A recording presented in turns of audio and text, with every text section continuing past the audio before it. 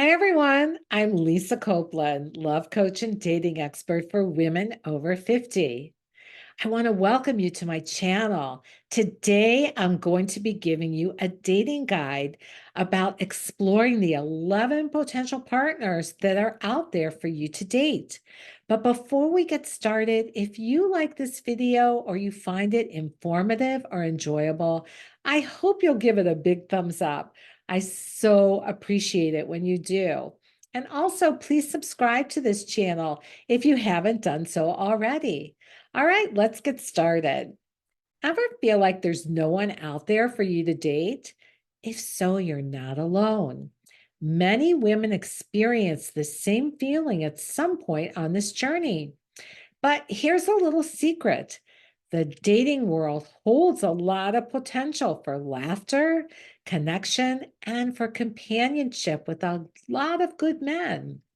And I've found over the years there are 11 types of men for you to meet that I want to share more about with you today. From the bad boy to the quality man, each one can offer you something different. So let's dive in and let's explore which of these 11 types of men you might encounter who could be a good match for you. Let's start with type one, that bad boy. He is a favorite because he's gorgeous and, more importantly, super charming. He knows how to use words to make you feel like you're up on a pedestal, yet his actions rarely match what he says to you. He's a major player and will more than likely break your heart.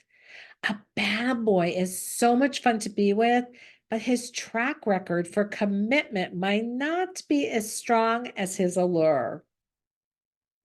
Type two is the needy man.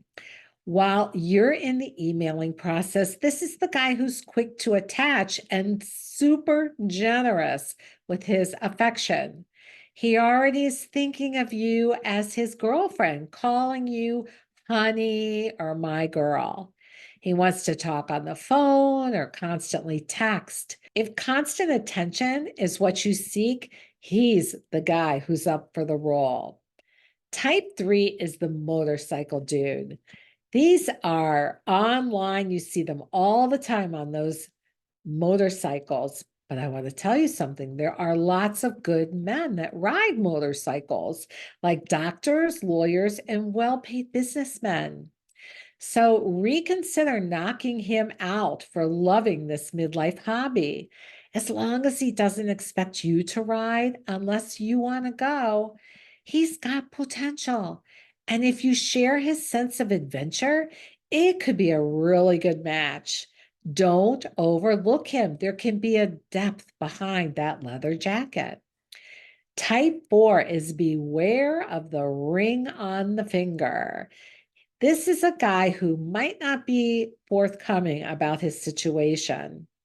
Often he won't post a picture, and that's because he doesn't want his single friends telling his wife that he's on a dating site.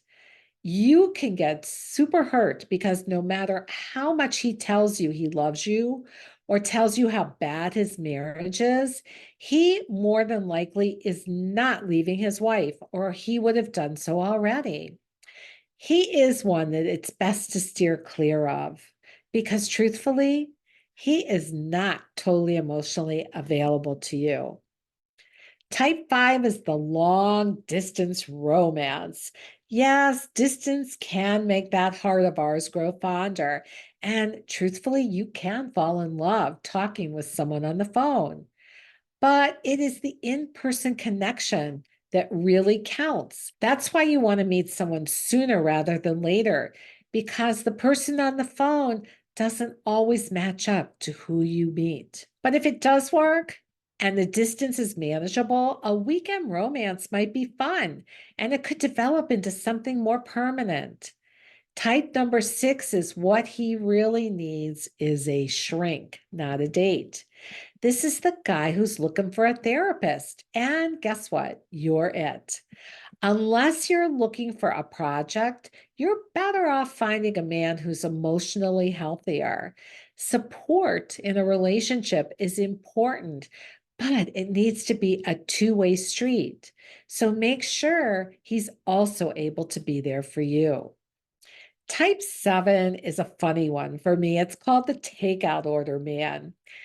I remember reading some of the funniest profiles that were written by men who believed that online dating was like going through the Wendy's drive-through, where you ask for a cheeseburger with lettuce and pickle and ketchup. This kind of guy is looking for specific qualities in women, like body type, dress size, hair color, or a precise type of job. Keep an eye out for someone who appreciates you for who you are and not just for a list of traits. In the long run, I promise you, you will be a lot happier. Let's talk about type number 8, and that is the scammer.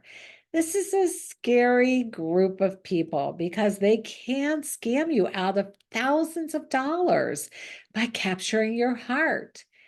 These men have posted intriguing profile pictures that catch your eye. And when they reach out, it's reminiscent of the thrill you felt when the cool kid in middle school chose to reach out to you. If a man continually makes excuses for not being able to meet you, chances are he is a scammer. I would recommend letting him go. Type number 9, younger men online looking for cougars. So I have a client who married a man 10 years younger than she is, and she has told me it is the best relationship. This is the guy who can be a great boost for your ego. Go for it if you want. The only thing you want to stay aware of are the men who are looking for a sugar mama to support them. Type 10 is the older man. These are old school gentlemen who will treat you like a lady. This is a guy who can be a lot of fun, and it's worth giving this man a chance. His respectful approach could be so refreshing and could be what helps you create a meaningful relationship. Type 11, the quality man. He may not be the most handsome man online, but he is the nicest and he'll do anything for you. He's the man who's truly interested in what you're doing and wants to make you happy. Quality men really are online and they want nothing more than an opportunity to love you. Have fun with this one. He's genuine, he's considerate, and he's committed to making you happy, like I said, which makes him a potential partner for life in the truest sense. As you navigate the world of dating, meeting these 11 types of men, remember that good things do take time. Explore these connections, learn from them, and don't rush the process. Each person you meet brings you one step closer to finding the right match, someone who gets your vision for the future. So stay patient, keep a positive outlook. The right one is out there, and each experience is just part of the journey that leads you to him. Your story is still unfolding, and the best chapters may just be around the corner. One last thought for you. I have found the women who have had the easiest time and the most success meeting Mr. Right have had help doing it. They recognize they couldn't do it all alone. Some have tried for anywhere from 3 to 20 years before getting help. And what made the difference is they took action to get the advice and the support they needed. They worked with me one-on-one or in my group program, and then they used what they learned from our time together to meet the right man. As Cheryl discovered, one strategic move can be the key to unlocking new romantic possibilities. Here's what she said. Lisa, joining your Love After 50 group was one of the best things I've ever done. I learned so much about men, myself, communicating with men, and so much more. It's made a huge difference, and it helped me finally have fun dating as a woman in my 60s. And yes, the profile we created together has been amazing. for attracting new and interesting men. And I love how you share what to do and what to say to men. It's all been a dating game changer for me. I'm so grateful to you and your program. Seeing the women, including myself, finding interesting men to meet is a paradigm shift that is priceless. Thank you so much. And then about a year later, I got a note from her with a PS.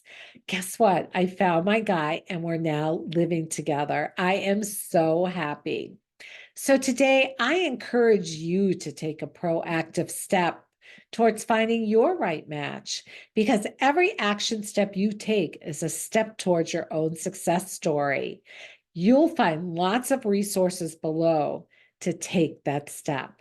And I'd love to hear in the comments below which of these 11 types of men you've dated and how it went for you. And as always, so believing in you. Until next time, bye bye.